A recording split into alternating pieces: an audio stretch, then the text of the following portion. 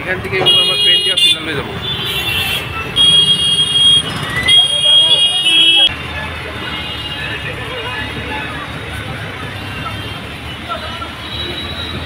যেখানে illegal parking আছে বা যেখানে যেখানে পুরনো গাড়ি দাঁড়ানো অবস্থায় আছে, এমনি ট্রাফিক যাতে জাম না হয়, জনগণ যাতে আনন্দে উৎসব এনজয় করতে পারে, তার জন্য আমরা এগুলি ট্রাফিক যাতে স্মুথলি রান করে তার জন্য এগুলি উঠিয়ে সরিয়ে দিচ্ছি। কোথা থেকে কোথায় এগুলো পরীক্ষা করা হচ্ছে? সব জায়গাতে আগরতলা শহরে যেখানে যেখানে ইলিগাল পার্কিং থাকবে সেই সব জায়গাতে এরকম ভাবে অ্যাকশন নেওয়া হবে।